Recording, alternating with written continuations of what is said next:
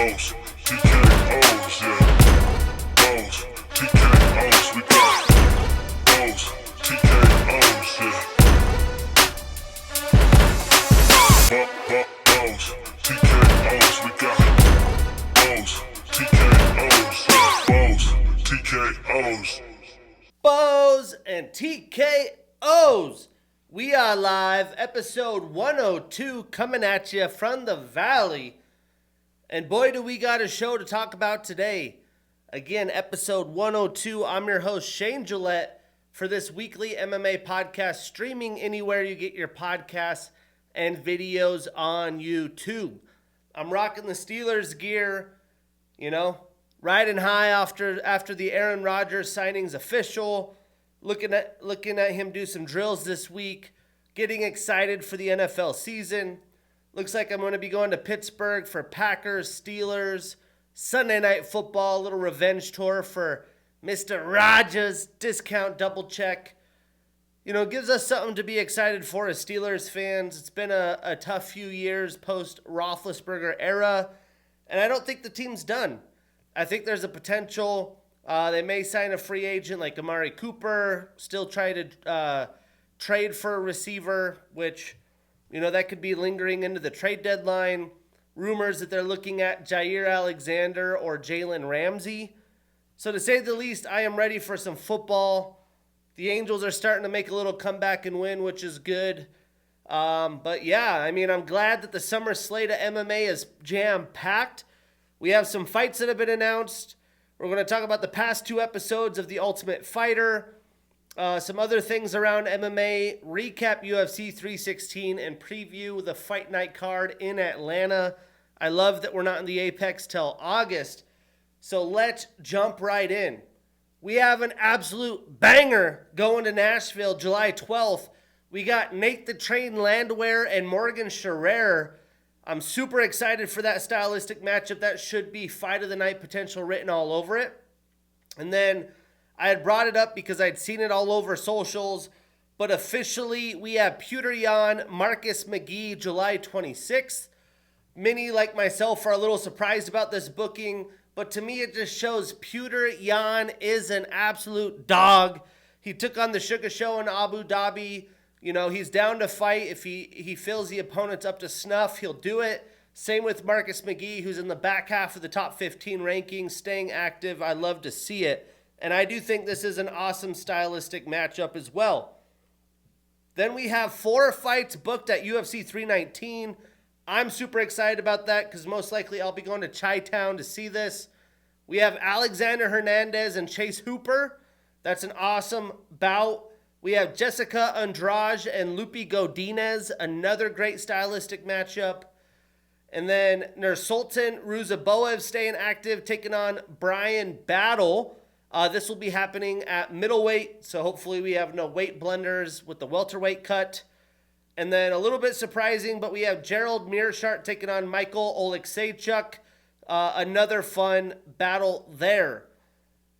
Lots of chaos happening to fights and fight cards in the future. Manel Kopp out with a fractured foot suffered in sparring against Brandon Royval. So insert Joshua Van. The guy is so active, 23 years old, absolute stud at UFC 317 and International Fight Week. You somehow defeat Raw Dog Royval, you are now right there in title contention. He is definitely taking the next step to the deep end. We also have Michelle Pereira and Marco Tulio, August 23rd. Again, great matchmaking. This will be nothing but violence. That I think is happening in Shanghai. And we have Contender Series alum, kind of famously known as being a doctor. We have Shi Ming taking on Bruno Brazil on August 23rd as well.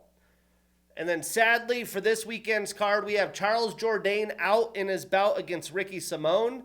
Cameron Smotherman taking less than a week's notice to take on the well-rounded Ricky Simone. But we had last week and this week's Ultimate Fighter episodes. Episode 2, there's a lot of international guys. There's not a lot of stuff happening in the house yet or drama. It looks like that may be coming.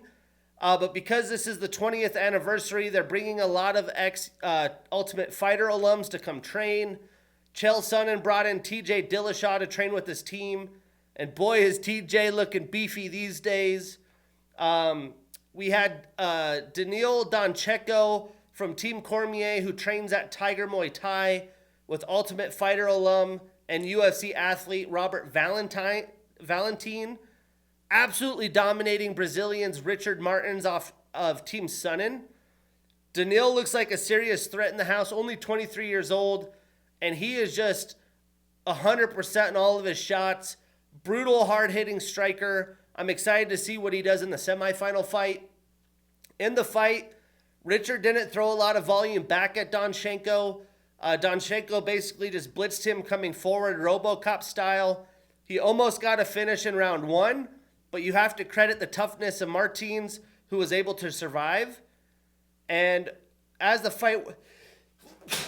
excuse me. As the fight wore on, Martins got some momentum going, but that was about halfway through round 2. Overall, it was really a dominant display by Daniil, and he had landed a lot of significant strikes. So that set us up for a flyweight showdown in episode 3. We had some stud flyweights, a young 5-0 Emmanuel Rodriguez from Mexico taking on Arshian Mamone from India. And these boys went balls to the wall. Mamone was throwing 100% in all of his strikes. They weren't really clean in there and technical. But after taking a few shots, Rodriguez landed a beautiful body shot that almost shut Mamone down. Somehow he was able to recover. Dana White, everyone was on their feet. It was an awesome back and forth display.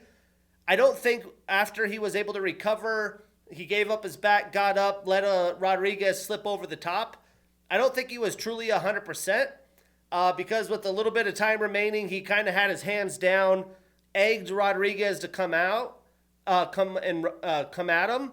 Well, he rushed him and he got a standing TKO. I did think it was called a little bit early, but both fighters had taken a lot of damage. So Cormier is now up 2-1 on Chael Sonnen. And in this episode, Sonnen brought in Carla Esparza to train with the team. So episode 4 will be back at middleweight, and they had talked about a potential weight cut miss, so that'll be interesting to see. Best fight of the season on episode 3, though. Yeah, it was a lot of fun. Not a lot happening in the house, though, like I said. Moving on, we had some things on social media. Diego Lopez trying to get a fight booked. He's accepted a fight against Yair. Supposedly he doesn't want it. He's trying to get the Volkanovski fight. Gene Silva and Aaron Pico, who is, as of now, booked against Movsar Evloev. With UFC Noche not happening in Mexico, I would love to see Diego Lopez fight Yair, and then Movsar Evloev fight Volkanovski, which can still happen. So to be determined. And then the UFC on social media showing off their new BJJ pit for their BJJ promotion that starts not this coming Wednesday, but the Wednesday after. A lot like the Karate Combat or CGI pit. Looked really cool, a little bit steeper and some flat tops. So will be interesting to see how that shakes out. And then Kron Gracie, Hakeem Dawodu, and Connor Matthews released from the UFC roster. Some solid names there. Plenty to go around in the world of MMA this weekend. We have Dirty Boxing 2 this weekend on YouTube. This will happen in Miami. We talked about it when it was officially booked. Obviously, John Jones will be in attendance. We have Jairzinho Rosenstrike in the main event. Ex-UFCers Alex Caceres and Sadio Cub Kakramanov, the fight I'm most excited about, which there was a lot of, question about Alex Caceres being off the roster. Supposedly, I think it expired with time. Now he's able to come back to the UFC, go get this fight, try to make some bread because he's, hasn't had luck getting matchmaking in the UFC. I mentioned a few episodes back, I actually met him in a summer concert last summer here in Phoenix because he trains out of the MMA lab and said he's been trying to get a fight, couldn't get a fight. So with his contract expiring, he probably needs some money. We also have some other ex-UFC fighters, Jesse Rose Clark and Phil Haas on the main card. So free on YouTube, tune in. We'll talk about it if the fights turn out. And then also BKFC in Connecticut. We have Jorgen De Castro in the co-main, Parker Porter in the main event, and Randy Costa, who looks like a fun BKFC fighter. And then the Contender Series is getting built out for the summer. Here, out of the Red Hawk Academy, we have Tommy McMillan. I got to see his last pro fight in rough. He has a fight booked. He hasn't announced it, so maybe it's not signed on paper yet. But let's preview who he's fighting. I'm super high on this kid, another Montana kid, got to represent. 3-time state champion wrestler. He is very violent of a striker, 8-0, and he'll be taking on, well, he's 27 years old now, so good age to be getting and going, and hasn't fought stellar competition. He'll be taking on Cody Law, who is 30 years old in his prime. He's 9-2 on a 3-fight winning streak. Fought most of his career in Bellator. Not a ton of big names, and also fought in the PFL playoffs. So, huge fight for the Contender Series. We'll definitely be talking about the Contender Series, but I'm excited and trying to put Tommy McMillan on your radar. Now, also this week on Thursday, we got PFL semis kicking off the next 3 weeks in a row, all in different locations. Big win there by the PFL. Prelims at 5:30 p.m. Pacific, main card at 8 p.m. Pacific on ESPN+. This will be taking place in Nashville, Tennessee. Pretty solid semis. We got Jason Jackson and the undefeated Thad Jean, who's all the hype right now. Jason Jackson, veteran, grappling heavy attack. That should be a fun one to see if Thad Jean could get it done. We have the third fight in a 1-1 record. Jesus Pinedo taking on Gabriel Braga. I am taking Jason Jackson in the main event, and Jesus Pinedo, who won the last one via round 3 TKO and lost the first one via split decision. He's only 28 in his prime. We got Logan Storley taking on Masayuki Kikuri. Movlid Kabuyalev taking on Tae Kyun Kim. Jeremy Kennedy and Adam Borix. And then Magomed Umalatov versus Anthony Ivy. Magomed should have been in the tournament, but he missed weight in the first round. So he's fighting on the non-playoff card. So we'll recap those events next weekend. But we had UFC 316. I went 8-5 on my picks.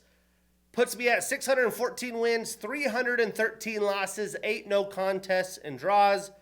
On the year, 130 wins, 72 losses, 1 no contest and draw. To recap this card, the prelims are highlighted by the vicious knockout from Jo Song-yu, who fought out of the Korean Zombies promotion and was a signing from Looking for a Fight. He looks like the real deal. And then obviously the Joshua Van Bruna Silva fight was a fun scrap before the main card. I do think the main card overall had some great showcases, but the title fights were dominations. I would have liked to see some good battles in the co-main and the main event. The crowd was pretty great for the pay-per-view. Trump entered the building, but the crowd was there late and pretty dead in the prelims. I'm going to recap this card overall 6 out of 10. I previewed it a 7 out of 10. And then also on the evening, Mark Kerr inducted in the UFC Hall of Fame Pioneer Wing. Well deserved by the legend Mark Kerr. And then before we talk about the fights, I always watch the Dana White post-fight press conference on the pay-per-views. Bravo, round of applause for the press, asking the right questions, pushing back on Dana White, which seems like the first time forever, being creative with their decision-making on the questions. Asking about the John Jones-Tom Aspinall fight. Seemed like Dana White, a little bit of head-scratching on where John Jones is. He still believes the fight's going to happen. I'm a believer in it. I think John kind of has to take it at this point. And then they also questioned him about Turkey having someone else promote the Canelo fight, but he is still promoting it with TKO the same night of UFC Noche in San Antonio, which will be interesting. But I thought there was great questions asked. There was actually some value in this press conference. And then the fight we did not break down was the Jo Sang-yu with a round 1 knockout over Jekka Serghei. Performance of the night, 50 G's for Jo Sang. But let's kick this off in the early prelims. We had Wang Cong with a unanimous decision over Ariane de Silva. And obviously prior to this fight, Silva missing weight by like 7 pounds. You know, she said she had her period, yada, yada. But 7 pounds is absolutely insane.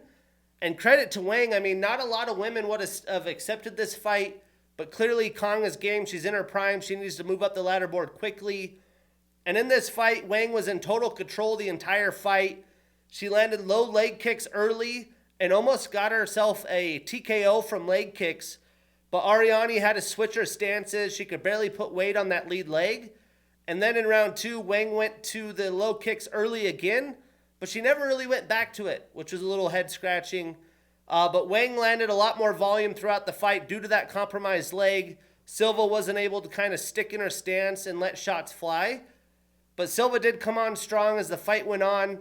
You know, she's tough. She hung in there, did what she could, but she lost each round. Statistically, Ariane landed 65 total strikes, 63 of them significant. She was 0 for 4 in takedown attempts. And Wang landed 147 total and 143 significant strikes with the knockdown. So Wang extends her winning streak to 2. She's 4-2 since 2024. She's been active since coming to the promotion. And she enters the rankings at number 14. And Ariane extends her losing streak to 3. She's 3-3 since 2023. She drops 2 spots in the rankings to number 15. Supposedly, she is going to be released from the UFC. Let's see if I could find some validation on that. I hadn't seen something official. I did see it on socials.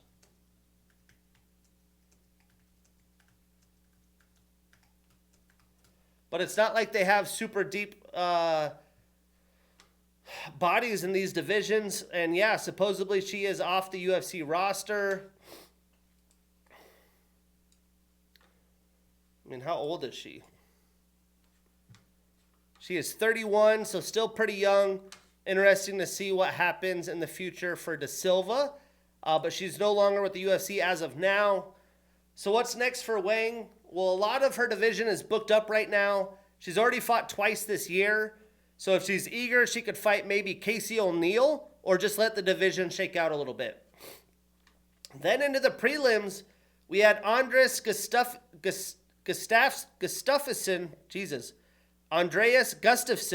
with a unanimous decision over Khaos Williams. And, you know, for Andreas making his UFC debut at 34 years old, he sure does have some great cardio. He was originally supposed to fight Trevin Giles, then it was Jeremiah Wells, and then on a week's notice taking his stiffest test against Khaos Williams, and he passed all the benchmarks with flying colors. I mean, this man was absolutely relentless in closing the distance and not giving Khaos a chance to throw big shots. He went straight for the clinch every single round, wore on Khaos and made it ugly in the decision. Then after wearing on Williams for a round and a half, he got takedowns. Really a dominant display from Gustafsson. He's going to be a tough out with a motor like that, and I can't wait to see what's next for him.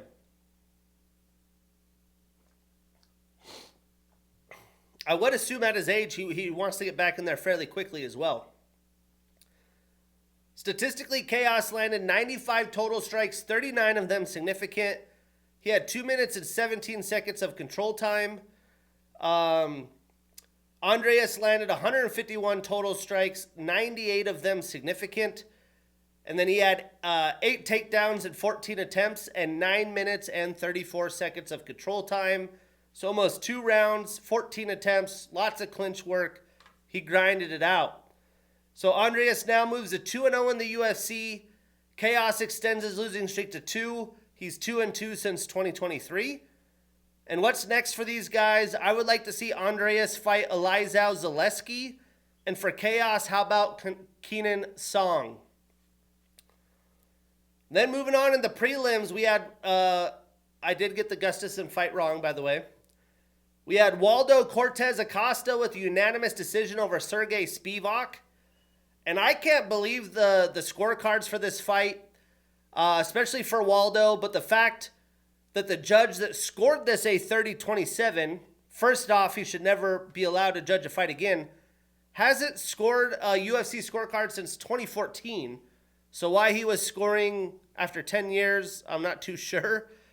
But basically each round, Serghei landed the big damaging shots, and Waldo was kind of standing in the center, firing off jabs and quick little hitters that seemed to fall just pretty much short of Serghei, or if it did, it barely touched him. Nothing really damaging. And I for sure had Spivac winning round 1 and round 3. I was actually shocked that Spivac really didn't look to take down Waldo more, but it looked like he wanted to prove that maybe he isn't a one-dimensional fighter. You know, be more of an appealing heavyweight to book. That's definitely a big deal right now. But when Spivac did take Waldo down in round 1, he got up fairly quickly. But again, Serghei really didn't be relentless with his grappling like he usually is. But he was easily controlling the fight where it went. In round 2, and for most of the fight, Acosta was just more active. Again, I think he barely touched Serghei or missed on a lot of the shots. Spivac was landing big shots, had Acosta rocked. A couple times Acosta tried to shake it off like it didn't even land, but they clearly did. And maybe that played part in the decision as well. But in round 3, I thought Serghei was the only one landing cleanly. Plus he got the takedown. I thought that would probably get the job done on the scorecards. But for a guy like Serghei, who thought he won as well, you have to be more active. You can't just let the opponent fire away shots, even though it's mostly a jab and 1-2 that didn't land. You got to be more active if it's going to a decision and not let the judges get involved. Like, clearly win. If you're landing big shots, let's be more active. Let's push it forward. And he didn't do that, and I think that cost him. But again, Serghei had Waldo rocked multiple times, and I don't think Serghei really was ever in any danger. I think the stats are definitely bullshit as well, as most of what Waldo threw was just short. But here's the stats. Serghei landed 53 total strikes, 48 of them significant. When he was landing tough. He was 2 for 6 at takedown attempts and had 2 minutes and 25 seconds of control time. Waldo landed 111 total and 110 significant strikes. Sure, maybe there was 111 total. I would say probably closer to 80. But I would say a third, if not less, of his strikes were significant. There's always the debate of what really qualifies a significant strike on these stats. Regardless, Waldo extends his winning streak to 5. He's 5-1 since 2023, and he moves up 3 spots in the rankings to number 8. And Serghei extends his losing streak to 2. He's 2-3 since 2023 and drops 2 spots in the rankings to number 9. So what's next for the big boys? Well, I think Waldo and Marcin Tybura would be the fight to make with who's booked. Pavlovich had kind of hinted at a fight coming up, so maybe he's fighting Almeida. So for Serghei, he could take on Shamil Gaziev. Elsewhere in the prelims, we had, I got the Waldo fight wrong. We had Azamat Murzakanov with a round 1 knockout over Brendson Ribeiro. And this was another fight that had a late change of opponent. I really wish we did get Azamat against stiffer competition. He's not young right now. He's a very talented striker. He was originally booked against Johnny Walker. But Brendson was pretty aggressive early, and Azamat was just kind of figuring out his timing against a longer fighter. But once he did, he just started firing away bombs, and Brendson got dominated, and Murzakanov put him down with his big, powerful, and quick shots. Statistically, it only took Azamat 29 total and 27 significant strikes with a knockdown, and Brendson landed 9 total and 8 significant strikes. So Azamat extends his winning streak to 15. He's 6-0 in the UFC, moves up 1 spot in the rankings to number 11. And Brendson starts a new losing streak. He's 3-3 since 2023. Well, I would like to think Azamat's going to come back sooner than later. He did have time off for a failed drug test. Whether there's validity behind that, we're not too sure. He got the 6-month suspension. They had a fight booked up before his suspension was over. And I would like to see him fight some stiff competition. I mean, the guy is super talented. I would like to see him against someone like Alexander Rakic. And for Brendson, how about Ivan Urslan? They could square up.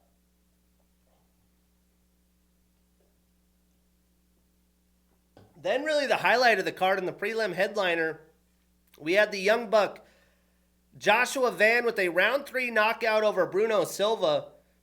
And as expected, this really was a dogfight. Joshua is clearly the quicker and more crisp striker, as you would expect.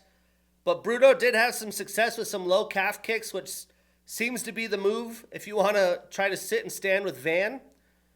But the challenge is now that Van has such good takedown defense, and by round 3 had landed way too many big shots that Bruno couldn't take it anymore. He just got beat down. I mean, he's tough. He lasted. And as I mentioned, I mean, he's the bulldog. I mean, the guy's an absolute dog. He took a ton of volume to the face and just kept coming forward. But he couldn't make it to the scorecards. Van just wore him out. And although Bruno couldn't get any takedowns and change the momentum, it kept the momentum on Joshua's side. I did figure this would be a little bit more of a competitive fight. And although Van has been super active, he just seems to get better every single time. He's going to be an absolute problem, most likely a future flyweight champion. Again, he's only 23 years old, and he may be fast-tracked now that he is fighting raw dog Brandon Royval in about a month. Statistically, Bruno landed 77 total strikes, 76 of them significant. He had 1 takedown in 6 attempts, and Joshua doubled that up. He landed 149 total strikes, 125 of them significant. He had 3 knockdowns and 1 minute and a second of control time. I mean, when Joshua Van fights, he's going to put it on. He's going to add that volume up fairly quickly. So Joshua now extends that winning streak to 4. And when I say he's been active, he's 7-1 since 2023, 8 fights in 2 years in the UFC. And he moved up 4 spots in the rankings to number 10. Bruno extends his losing streak to 2. He's 2-2 since 2023. And he stays in the rankings but drops 2 spots to number 14. Well, supposedly now we know Joshua Van is going to be filling in for short notice against Brandon Royval, the biggest stage of his career, International Fight Week. Let's see, is it on the main card? I want to say it is.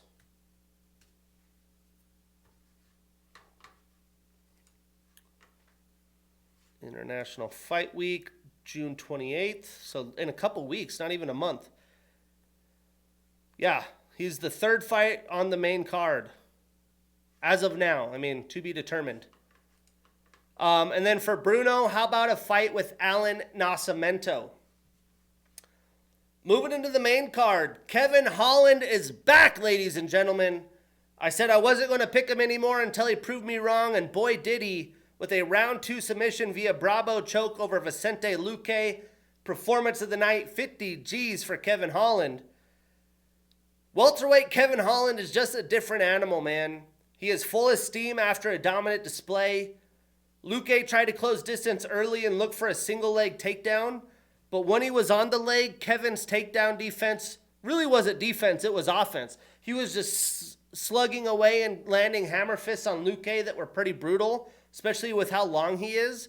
And after teeing off on the head of Luque, it made him give up on the single leg, to say the least. And from there, Kevin was just picking at Luque from distance. And late in the first, when Vicente got in close, Kevin landed a massive elbow that put like a mouse or a hematoma right above the ear of Luque. I mean, it was pretty nasty. And somehow was able to get a takedown. It wasn't really that he got a takedown. It was more so that he was steamrolling Luque. And once he did that, he locked in a beautiful Bravo, Darce choke, whatever we want to call it, anaconda. But statistically, Vicente landed 24 total and significant strikes while going 0 for 1 in takedowns. Kevin landed 44 total, 40 of them significant with a takedown and a submission attempt. So Kevin extends his winning streak to 2, both at welterweight. He said he's committed to staying at welterweight now. He's 5-4 since 2023, and he enters the top 15 again at number 14. And Vicente starts a new losing streak. He's 2-2 since 2023 and exits the top 15. So what's next? Well, Kevin Holland called out Colby Covington. I'm not opposed to that fight. That might actually be a fight that Colby accepts. And for Vicente, a matchup with Renat Fakhretdinov would be the one to make. Moving on, one of the biggest storylines of the evening was the debut of Patchy Mix. And I fell for it. I ended up taking him. But Mario Bautista got the unanimous decision over Patchy Mix. And it was a complete domination. If you don't know a lot about Mario, one thing you do need to know, the man is a workhorse. He is very skilled. But I did not think that Patchy would just stand in the middle of the octagon with no footwork, no head movement, and just take it. Patchy called Mario a journeyman and claimed that he was the next contender in the bantamweight division. He deserves all the criticism after that showcase. I mean, he's been training with a lot of guys lately, preparing for their fights, getting them ready for some big-time fights. So maybe all that training, he was injured. Gilbert Perns on Show Me the Money podcast had hinted maybe he was injured. I don't know if that's a good enough excuse for the display here, because he looked so slow, just bad overall in the evening. You know, he did take the fight on 3 weeks' notice, but I don't think that had anything to do with this performance either. Mario didn't even have to use his grappling or defend takedowns from Mix, which I thought would have been the case. And not only was Patchy surprisingly slow, but he didn't look aggressive in any takedown attempts. Even Mario on the Ariel Helwani show this week said he expected him to close distance and grapple.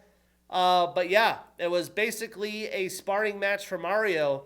And, you know, if this was a 5-round fight, Mario would have got the finish because he was just putting in that work. But I'm so happy for Mario. You know, a lot of people don't think of these fighters. It's like if you don't put on displays, we're going to boo you and talk shit about you.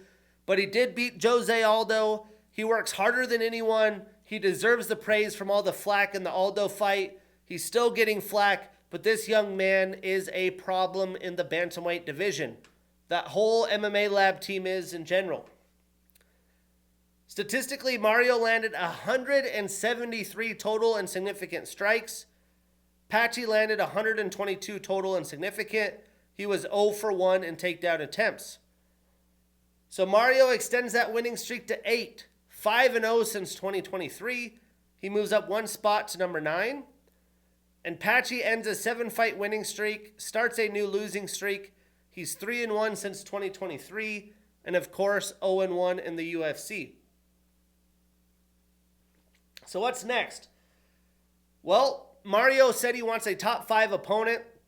I'm not too sure how realistic that is unless he wants to sit. Why not rebook him versus Marlon Vera, the original fight that was booked? I think that makes a ton of sense. And for Patchy, he could try to get back on track against Adrian Yanez. Moving on, we had Joe Pyfer with the unanimous decision over Kevin Gastelum. And I thought the Kelvin-Joe fight was going to be a fight of the night potential. But Joe just overpowered Kelvin as I kind of expected. You know, this did happen at middleweight as well. I think Kelvin is a lot better suited at welterweight. You know, Kelvin did start to get some momentum after being dominated early. He took some massive shots. I'm pretty sure a lot of those shots would have KO'd most of the guys in the division. That's how tough Gastelum is. But it's pretty wild that Joe, as talented of a striker as he is, just kind of fired the same combo over and over. And he really lives off that power right hook. He did land a few other shots, including a big head kick that really rocked Kelvin. And I'm surprised Kelvin didn't look to close the distance and grapple. Again, Joe was on Ariel Helwani in studio this week, and he expected Kelvin to try to close the distance and grapple him. And he said that's, you know, why they were both kind of sitting at distance, waiting for them to close distance. But I'm surprised Kelvin also didn't try to smother him with volume to try to tire Pyfer out, especially with what we saw in the Jack Hermanson fight. But I really think if Gastelum wants much of a longer future in the UFC, he needs to stick at welterweight, and I don't know if he's going to make that move. Statistically, Kelvin only landed 34 total and 33 significant strikes. He was 0 for 1 in takedown attempts. Joe landed 58 total and 57 significant strikes with 1 takedown and 2 attempts and 2 knockdowns. So again, not as much action as I expected. To give you an example, Mario had more strikes landed than both of these guys combined. Regardless, Joe extends his winning streak to 2. He's 4-1 since 2023. And Kelvin starts a new losing streak. He's 2-2 since 2023. So what's next? I would like to see Joe Pyfer take on Michael Oleksiejczuk, but he just got booked. So let's try to find a new fight for Mr. Joe Pyfer.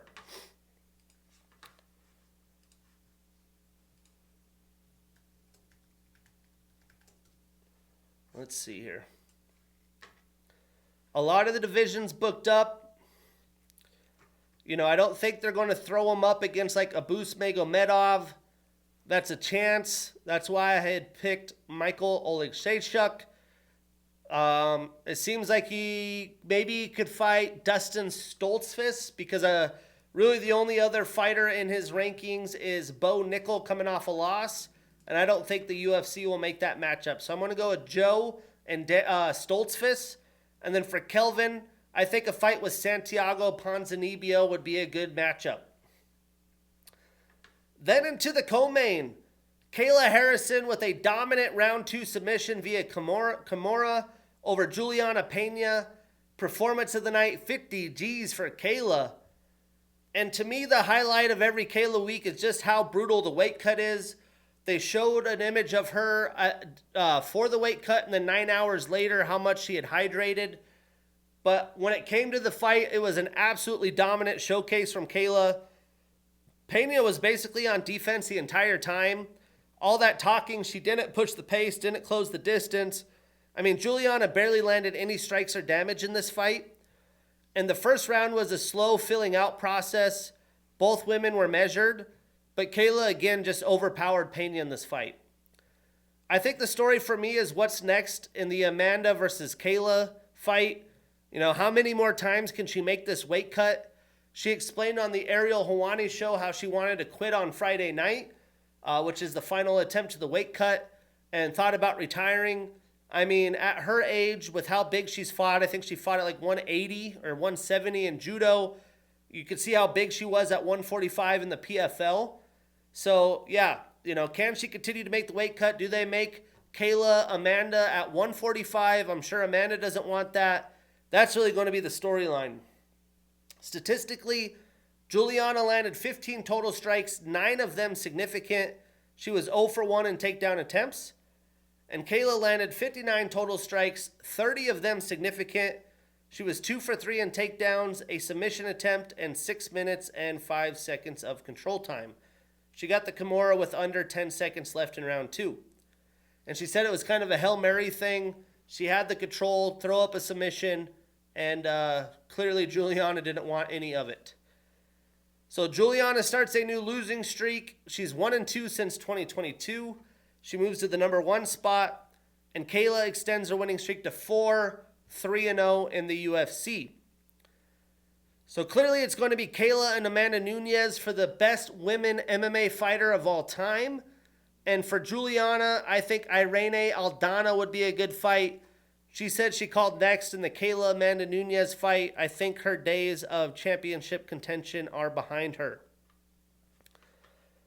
Then in the main event, we had Merab Dvalishvili with a round 3 submission via north-south choke over Sean O'Malley.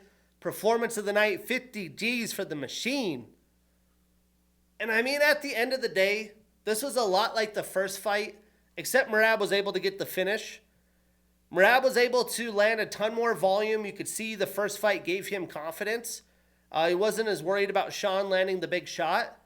And Sean was able to defend takedowns a lot better than in the first fight.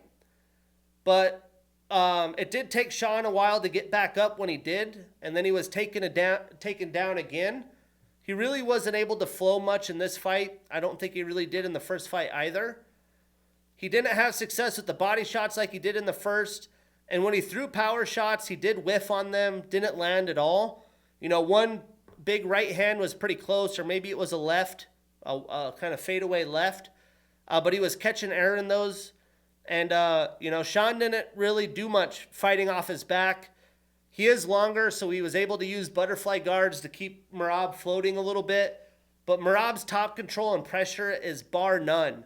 I mean, Sean wasn't able to throw up submissions, and I would like to see him as a longer fighter, maybe being active with hammer fists and elbows from the bottom. We didn't see any of that. You know, I do think he's capable, but you got to credit Merab. His positioning, his top pressure, it seems like he's getting better, although he's 34 years old. And he's defeated a lot of the greats of the division. I think he's the best bantamweight champion in the history of the UFC. And what's funny to me is a lot of people are acting like O'Malley is done for. You know, I think he's going to have plenty of major fights. It seems like Corey Sandhagen's next. I would love to see him fight Umar Nurmagomedov. I mean, that's box office. We just have to credit Merab, though. This was the Merab show. Again, the best bantamweight champion of all time. And he seems to be getting a lot better since training with John Wood at Syndicate MMA. Statistically, Merab landed 141 total strikes, 52 of them significant. He had 5 takedowns in 12 attempts, a submission attempt, and 6 minutes and 29 seconds of control time. And Sean landed 38 total strikes, 31 of them significant. So Merab now has that winning streak to 13, 5-0 since 2023. And Sean extends his losing streak to 2. He's 2-2 since 2023. He stays at number 1 in the rankings. And of course, I put the money on the Sugar Show. Did not quite work out. I'm not really surprised. But it seems like the UFC has teed up Corey Sandhagen as the next contender. And again, I would love to see Sean fight Umar Nurmagomedov. But this Saturday, UFC Fight Night Atlanta. The prelims start at 4 p.m. Pacific on ESPN+. The main card, 7 p.m., all of it on ESPN+. Some good fights we will not break down. We have Dana White Contender Series alum Malcolm Wellmaker, who I absolutely love, taking on a former Sean O'Malley opponent, Chris Moutinho, basically known for taking the most strikes to the head in a UFC fight. And then Ricky Simone on short notice against Cameron Smotherman. And those are both good fights. To preview the entire card, again, I am just really excited for location-based fight night cards. We get the return of some legends. Kamaru Usman, Rose Namajunas. The main card has some great matchmaking, evenly made fights. The prelims have a fighter worth watching, good matchmaking. Each fight really has a solid story. For a fight night card, this really is as good as it gets. I am previewing it a 7 out of 10. And I expect Atlanta to show up early and show out. In the prelims, we have Phil, the Fresh Prince Rowe, 34 years old, taking on Ainge, the Last Ninja Lusa, 31 years old. Why don't I have their records up there? Let's pull that up real quick.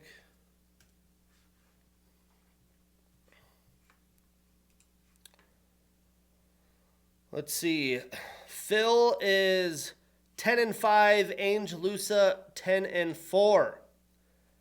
So here to kick it off, we get two men in their primes who have their back against the wall in the hard-hitting welterweight division. I believe this is going to make for a great fight. Both men are strikers that aren't shy of meeting in the middle, so I'm excited to see this one play out. Breaking it down, Phil is a Rage in the Cage, Island Fights, and Contender Series alum. He's on a 2-fight losing streak. He's 2-2 since 2022. 6 of his 10 wins are via knockout, 4 via submission, so all 10 of his wins are via finish. And he does have a 5.5 reach advantage and a 4-inch leg reach advantage. Now, Ainge trains out of Killcliff FC. He's an LFA, Titan FC, and Contender Series alum. He's on a 1-fight losing streak and has won 1-1 since 2023. And 5 of his 10 wins are via knockout. Now, clearly, Phil's always the longer fighter. He's always been that way since he came into the UFC. He rattled off a bunch of TKO finishes, but has struggled in his prime versus fighters with solid grappling ability. It's been a year off since his last fight, so I'm interested to see how he responds after back-to-back losses. I think Ainge tries to mix in his attack and look for takedowns when needed, but I wouldn't be surprised if he closes the distance and takes hits to get in the pocket and look to rough Phil up. If Phil can have good footwork, keep Ainge at distance, he could definitely win a point fight on the scorecards. But I'm taking Ainge Lusa. I'm avoiding this on any parlays where possible. I think it's a pretty 50-50 fight.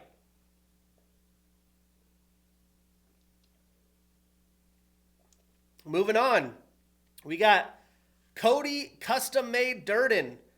34 years old with a 17-7-1 record, taking on Jose Calzifer Okoa, 24 years old with a 7-1-1 record. Now, this fight is the veteran versus the young up-and-comer. Jose made a big impression coming from the LFA and battling in a very close fight against the talented Lonnie Kavanaugh. And Cody has had a tough few years against the top 15, but he's game. He's experienced and has solid grappling attack. I think he could be I think the grappling of Cody is going to be the difference in this fight. Breaking it down, Cody is a southpaw fighter. He trains out of ATT. He has a brown belt in BJJ. He's on a one-fight losing streak and is 3-3 since 2023. 6 of his 17 wins are via knockout, 6 via submission, so 12 of his 17 wins are via finish, and 4 of his 7 losses are via submission. Now, Jose trains out of Shootbox Diego Lima. He's an LFA alum. He's on a one-fight losing streak and is 2-1 since 2023, but 0-1 in the UFC, and 6 of his 7 wins are via knockout. Now, Jose, he seemed to be pretty confident and a willing striker in his last fight, and Cody is a pretty solid striker of his own, but I do think he'll be able to control this fight with his grappling. If he could get Okoa down early and wear on him, I do think it'll pay massive dividends. If he doesn't have success with wrestling, then this is going to be a hard-fought dogfight that'll be a kickboxing back and forth. I just think Cody's talented enough and has enough UFC experience to find a game plan to win. Maybe some lower leg kicks and volume will be key here. But I'm taking the underdog, the dog's coming to eat. Ho, ho! I'm taking Cody Durden. We are putting him on that parlay. We marking that ish down, and we getting that bread. Moving on. We got Michael Maverick Chiesa, 37 years old with a 20-7 record, taking on Court the Crusher McGee, 40 years old with a 23-13 record. Now we are getting the potentially the last fight for one or both of these men in a veteran showdown. Both men have been around and done so much. I do think, Michael not being as far from his prime at 37 obviously has the youth advantage. I think we'll have a durability and power advantage. But Court has fought pretty well at the end of his 30s, but I do think Michael's a tough stylistic matchup for him. They're pretty even with their game plans. Breaking it down, Michael has a wrestling style. He has a southpaw stance. He trains out of Syndicate MMA. He has a black belt in BJJ. He's the Ultimate Fighter 15 champion. He is part of the, I think, Team Cormier in the Ultimate Fighter this year. He had the fewest strikes absorbed per minute in UFC welterweight division history at .94. He has the most submission losses by Darce choke in UFC history with 3. He's on a 2-fight winning streak and is 2-1 since 2023. 12 of his 18 wins are via submission, and 5 of his 7 losses are also via submission. So to submit or be submitted. Now, Court has a black stripe red belt in Shintoshi Karate. He has a 4th degree black belt in Kajun Kenbo and a purple belt in BJJ. He's the Ultimate Fighter 11 champion. Lots of tough blood. He's on a 1-fight winning streak and is 2-3 since 2022. Now we get 2 Ultimate Fighter champs going at it. I expect a wild, full MMA showcase, grappling, striking, kickboxing. I am interested to see who's the aggressor moving forward and trying to control the center of the octagon. I just think Michael's going to be better everywhere. And if he's aggressive and not just patient and reacting, he will get the job done. For that reason, I'm taking Michael Chiesa. We are putting him on that parlay. We marking that ish down, and we getting that bread. Moving on. In the prelim headliner, we got a fight that got pushed back a few weeks. We get Rodolfo Traitor Bellato, 29 years old with a 12-2-1 record, taking on Paul Bearjew Craig, 37 years old with a 17-9-1 record. Now again, this fight was supposed to happen a couple weeks ago, but Rodolfo had a cold sore and couldn't fight. It was announced hours before the event. And I do think that's going to favor and benefit Rodolfo. Having an extended fight camp, an additional weight cut, I think that's going to wear out on Paul. You know, he's 37 years old. Rodolfo is coming off a draw in his last fight, which I actually think he lost. But he has had a quick start in the UFC. Paul is returning to light heavyweight after a string of middleweight fights, which didn't fare well for him. I think that Rodolfo will be more durable and more powerful of a striker, and will have Paul headhunting for the finish or trying to take him down. Breaking this fight down, Rodolfo is a future FC, LFA, and Contender Series 2-time alum. He's 2-0-1 in the UFC. 7 of his 12 wins are via knockout, 4 via submission, so 11 of his 12 wins via finish. And both of his losses are via knockout, both by Vitor Petrino. Now, Paul has a black belt in BJJ. He's tied with Kevin Holland for the second most Performance of the Night bonuses in UFC history with 8. He has the second most submission wins in UFC light heavyweight history behind Glover Teixeira with 6. He has the most triangle submission wins in UFC history with 4. He's on a 3-fight losing streak, 1-4 since 2023. 13 of his 17 wins are via submission. 5 of his 9 losses are via knockout. Now, to be honest with you, you never know what to expect in a Paul Craig fight, but I do expect Rodolfo to be aggressive, and if he isn't careful, Craig is a savvy veteran that could catch him, but I'm not betting on that. For that reason, I'm taking Rodolfo Bellato. We are putting him on that parlay. We marking that ish down, and we getting that bread.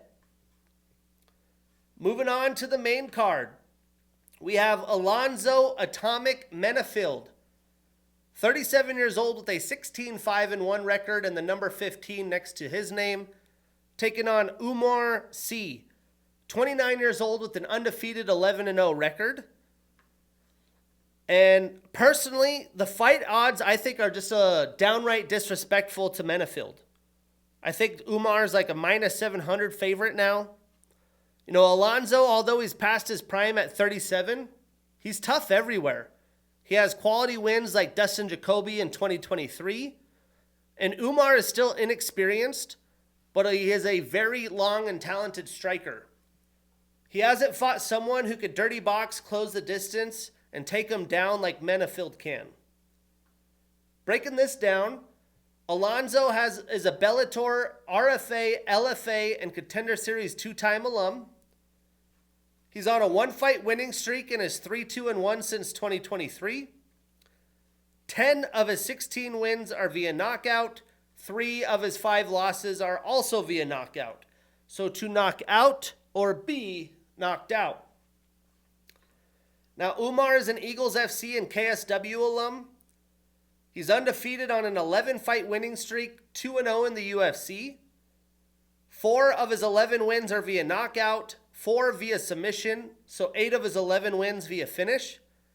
And he is rocking a 7-inch reach advantage and a 3.5-inch leg reach advantage. Now, I can see a world where Umar easily just keeps Alonzo at distance and pieces him up out of range. But I do think Alonzo will grapple to close the distance, try to get C up against the cage and dirty box him. I do think this fight is going to come down to if Alonzo can take Umar down and keep him there. Umar was able to showcase the ability to win a decision versus a solid Dawoon Jung, so he does have the ability to go 15 minutes. And Alonzo has been finished twice last year, but that was against some of the best strikers out there, and I'm not sure if C is that at this point. I do think Alonso gets a takedown, but not early, and isn't able to keep C down to make the difference. For that reason, I'm taking Umar C. I am putting him on that parlay. We marking that ish down, and we getting that bread. Moving on, we have Mansour Abdul Malik, 27 years old with an undefeated 8-0 record, taking on Cody Brundage, 31 years old with an 11-6-1 record. Now, Cody really has grown over the past few years. He's in his prime now. I just don't think he's going to be able to handle the young Mansour, who is an insane, powerful brute force. You look at the guy, he looks like he should be a middle linebacker in the NFL. Plus, Abdul Malik is full of confidence, and I think he's going to look to take it to Cody early. Breaking this down, Mansour is an LFA and Contender Series alum. He's undefeated on an 8-fight winning streak, 3-0 in the UFC.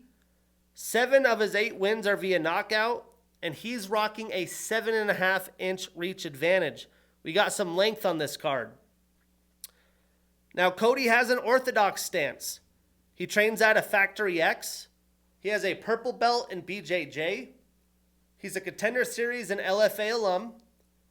He's on a 1-fight winning streak and is 3-3-1 since 2023. He's been active, and 6 of his 11 wins are via knockout.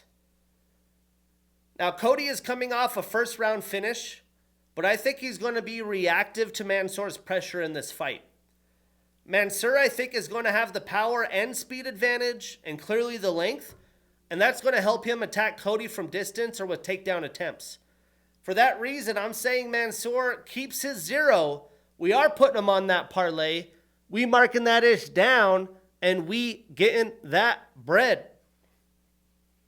Moving on. We get a much long awaited return of Cody No Love Garbrandt. 33 years old with a 14-6 record, taking on Yoni Barcelos, 38 years old with a 19-5 record. Now, it's pretty wild to think that Cody right now is in the middle of his prime. He's almost 34 years old, but he seems far removed from his best when he won the title all the way back in 2016. And he has only won 3 fights since then. Yoni is an older veteran, and he gave Peyton Talbot his first defeat this year and provides a solid, well-rounded attack. And besides a body kick from Umar Nurmagomedov, he hasn't been finished in his UFC run. Breaking this down, Cody trains out of Extreme Couture. He has a D2 wrestling background out of Newberry College. He's the former bantamweight champion. He's tied with Petr Yan and Marlon Vera for the second most knockdowns in the UFC bantamweight history at 10. He's tied with Chuck Liddell, Quentin Jackson, Josh Emmett, and Montel Jackson for the most consecutive fights with a knockdown in UFC history at 7. He had the 2017 Fight of the Year against TJ Dillashaw. Boy, was that rivalry fun. He was the 2016 Breakthrough Fighter of the Year. He's on a 1-fight losing streak and is 2-1 since 2023. He's had 5 fights canceled since 2022, mostly due to his injuries. The guy can't stay healthy. 11 of his 14 wins are via knockout, and 4 of his 6 losses are via knockout. So to knock out or be knocked out. Now, Yoni has a wrestling and BJJ style. He has a black belt in BJJ. He was an IBJJF world champion in 2002, 2003, and 2006. He also won the CBJJO World Cup in 2005. He's an RFA alum and former champion with 2 successful title defenses. He's on a 2-fight winning streak and is 2-2 since 2023, and 8 of his 19 wins are via knockout. Now, I'd like to think with over a year off, we'd finally see a healthy and dangerous Cody Garbrandt, but he's just not reliable. He still has power, but is more of a one-trick pony, and Yoni has a lot more ways to victory with his grappling and pressure. Now, Cody could surprise us and showcase good footwork and his great boxing skills to land big shots and outpoint Barcelos. But I expect Yoni to have a similar game plan to what he showcased against Talbot, striking into a ton of takedown attempts and trying to out-cardio Cody. For that reason, I'm taking Yoni Barcelos, but I'm avoiding this on any parlay where possible. Cody comes to a big knockout. Maybe there's a little bit of rivalry with him in the Sugar Show. He might find himself in a big-time fight again. Moving on, we have Edmund, the Golden Boy Shabazian, 27 years old with a 14-5 record, taking on Andre Petroski, 33 years old with a 13-4 record. Now this fight's going to be grappler versus striker. And Andre's rolling right now, but Edmund, although he's only 27, has been with the UFC since 2018. So he may be young, but he is well experienced, and he is still a very aggressive striker that is growing year after year. Breaking this down, Edmund trains out of Extreme Couture. He has a black belt in Shotokan Karate. He's a Dana White Contender Series alum. He's on a one-fight winning streak and is 2-2 since 2023. 12 of his 14 wins are via knockout. 3 of his 5 losses are also via knockout.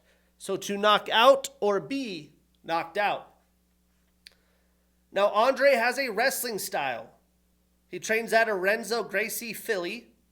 He has a brown belt in BJJ.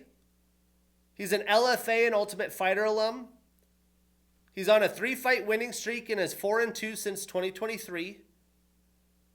4 of his 13 wins are via knockout, 4 via submission. So 8 of his 13 wins via finish. And all 3 of his losses are via knockout, which is the Edmund special. Now, Edmund in his wins has not been out of the second round since 2018. And in his losses, he hasn't been able to defend takedowns. Andre has got a lot of flack for being a boring grappler. And although the fans don't love it, that's the game plan I expect in this fight. I don't think Andre is going to be able to hang on the feet as much as he's much slower and less technical. I'd like to think Eric Nixick has Edmund prepared to defend takedowns and put himself in position of not being overzealous. And, no matter how much he's been training, it's still 50-50 with Edmund. He's super aggressive. And I think that's going to cost him. If Andre could get out of the first round, I do think this is really going to favor him. For that reason, I'm taking the underdog. The dog's coming to eat. Ho, ho! But I am not putting Andre on any parlays. Then into the co-main event. My girl, the return of Rose Thug Namajunas. 32 years old with a 14-7 record and the number 7 next to her name. Taking on Miranda Fear the Maverick, 27 years old with a 17-5 record and the number 11 next to her name. Now, Miranda has racked up some wins, but she has struggled against stiffer competition early in her career. She now is fighting the former strawweight champion who has done anything and everything, and I believe can still defeat anyone in the flyweight division. She battled with Manon Fiorot with that mangled finger early in the fight in her punching hand, but I do think she is a lot better fighter in strawweight. And since she's been working with her husband, Pat Barry specifically, I almost think it's tarnished her career. When I post the thumbnail for this video, I have an image of Rose with the title. You could just see a different demeanor on her face then when she was kind of like the killer thug Rose, which I think she's lost a lot of that, but I'm hoping we could still see that in this fight. Breaking this down, Rose trains with Pat Barry. Again, I think that's ruined her career. She has a black belt in Taekwondo, Karate, and a brown belt in BJJ. She won the ESPY for Best Women MMA Fighter in 2018 and 2021. She's the former strawweight champion with 2 successful title defenses and 2 separate reigns. She's tied with Amanda Lemos and Mackenzie Dern for second most finishes in UFC women's strawweight division history with 5. She's the first woman in UFC history to regain a championship title after losing it. She holds victories over 3 former UFC champs, Joanna Jędrzejczyk, Jessica Andrade, and Zhang Weilei. She had the latest finish in a UFC women's strawweight division bout with 2 minutes and 25 seconds in round 5. She had the 2017 upset of the year against Joanna Jędrzejczyk, which also got her the women's MMA knockout of the year. She had the 2013 women MMA submission of the year against Kathina Catrone, the 2013 fight of the year against Tisha Torres. She had the 2015 women's MMA submission of the year against Paige Van Zandt, and the 2017 women's MMA submission of the year against Michelle Watterson. I mean, when she was young, she was a killer. Post-Ultimate Fighter, she was doing things we hadn't seen done, and it's just crazy where her career has gone. She's an Invicta and Ultimate Fighter alum. She's on a 1-fight losing streak and is 2-2 since 2023. Now, Miranda also trains in Denver at a Team Elevation. She has a black belt in BJJ. She has the second most takedowns landed in UFC women's flyweight division history with 23. She's an Invicta alum. She's on a 4-fight winning streak and is 4-1 since 2023. And 7 of her 15 wins are via submission. Now, Erin Blanchfield in her fight against Rose was only 2 for 8 in takedowns back in November. And Rose even got a takedown herself. The only way I see Miranda winning this fight is by taking Rose down over and over and controlling her. I think Rose is a much better striker and has more paths to victory, and she has solid grappling of her own. I do think she's undersized at this division, but if Rose is aggressive, she should have her way everywhere and could be the first woman to finish Miranda. You never know with Pat's game plans for Rose. Although she's super talented, he's put her more in a patient striking mode, and Miranda charges at her opponents to try to have success. So if she does that, Rose is patient, very patient. Maybe Miranda takes the fight to her, but I'm not betting on that. I believe Rose still has more in the tank and is going to remind the world. For that reason, I'm taking Thug, Rose Namajunas. We are putting her on that parlay. We marking that ish down, and we getting that bread. Moving on to the main event. We finally get to see Kamaru, the Nigerian Nightmare Usman, 38 years old with a 20-4 record and the number 5 next to his name, taking on Joaquin Numansa Buckley, 31 years old with a 21-6 record and the number 7 next to his name. I mean, it's crazy to think Kamaru hasn't fought for almost 2 years, and that's after he moved up to middleweight and he's deciding to stick down at welterweight. I'm not too sure why he had all the time off, but I don't believe this time off is going to do him favors, especially with the way the division's growing with so many young and talented strikers. And Buckley's just at the beginning of his prime at 31, and he has fought 4 times in the past year alone. Breaking this down, Kamaru trains out of Onyx Sports with Trevor Whitman. He has a black belt in BJJ. He has a D2 wrestling background out of Nebraska at Kearney, where he won bronze in 08, silver in 09, and gold in 2010 his senior year. He was a 3-time D2 All-American. He's the former welterweight champion with 5 successful title defenses. You get to 5, you're kind of in the league of leagues. He has the latest knockout in a UFC title fight, which was against Colby Covington. He's the first Nigerian-born UFC champion. He was the TUF 21 champion. Again, a lot of good tough fighters on this card. He has the most consecutive wins in UFC welterweight history at 15 of them things. He has the second most significant strikes landed in UFC welterweight history at 1,334.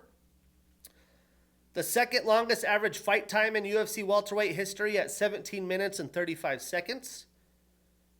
He's got the second longest control time in UFC welterweight history at 2 hours, 13 minutes, and 51 seconds. He has the highest takedown percentage in UFC welterweight division history at 97.3%. He was the 2021 Fighter of the Year, where he got the 2021 Knockout of the Year against Jorge Masvidal in their second fight. He's an RFA, Legacy FC, and Ultimate Fighter alum. He's on a 3-fight losing streak. The last one was against Khamzat, which he actually fought very well on short notice. But again, I'm not sure what his focus is these days with all this time off. And 9 of his 20 wins are via knockout. Now, Joaquin has a wrestling style. He trains out of Murcielago MMA. He had the 2020 Knockout of the Year against Impa Kasaganai. He's a Bellator and LFA alum. He's on a 6-fight winning streak all since 2023. 15 of his 21 wins are via knockout, and 4 of his 6 losses are via knockout. So to knock out or be knocked out. Now, not only is this a big ask for Kamaru, who's been on the shelf filming movies and podcasts, but he has to do a 5-round fight at 38. He's taken on such a hard-hitting striker who's in his prime, has really improved his grappling and grappling defense as he defended 7 of Colby Covington's 8 takedown attempts in his last fight. I mean, Kamaru only knows how to fight 5-round fights, and if that Khamzat fight was 5 rounds, he was gaining a lot of momentum, and I think he would have won that fight. But I think Buckley isn't going to tire out like Chimaev does. The question for me is, if Buckley gets overzealous, can Kamaru take advantage? Is he going to look to stand and strike and box, or is he going to look to grapple? You know, Kamaru actually has said this week, I think on a podcast, maybe on the press, that he wants to beat Joaquin, fight for the title, and move up and fight DDP or fight Islam, something like that. Very ambitious he is still at 38 years old. If he did a reign like that late in his 30s, it would be like Glover Teixeira and what he did in the light heavyweight division. But there is way too many young, talented fighters for him to do that, in my opinion. And I just can't rely on the former champion at this stage in his career. I think Buckley controls the tempo in this fight, and he throws more volume to get it done on the scorecards. Now, the fan in me would love for Kamaru to bounce back. You know, outbox Buckley, show him, what kind of experience he has, what he's done. But I think his age and his shelf life is too much to overcome. For that reason, I'm taking Joaquin Buckley, but I'm avoiding this on any parlays. This fight has me thinking a lot of what we saw with Gilbert Burns and Michael Morales. But yeah, UFC Atlanta, Rose Namajunas, Kamaru Usman, the Andre Petroski, Edmund Shabazian fight's great. The Mansour Abdul Malik show will be on display. What can Omar Sy do? 2 tough fighters going at it, Michael Chiesa and Court McGee. Cody Durden, a fun underdog against the up-and-coming Jose Ochoa. And then we have Phil Rowe and Angel Lusa. A solid fight night card. Again, I expect it to be popping this Saturday. Next Saturday, we have another location-based fight night in Baku, Azerbaijan. This one's headlined by the 4th-ranked Jamal Hill, taking on the 7th-ranked Khalil Roundtree Jr. in an absolute banger. It's a solid fight night card, and it'll be taking place early because it's overseas. I'm excited for this weekend and what's to come on the summer slate in the UFC. That's episode 102. I'm your host, Shane Gillette. See you next week.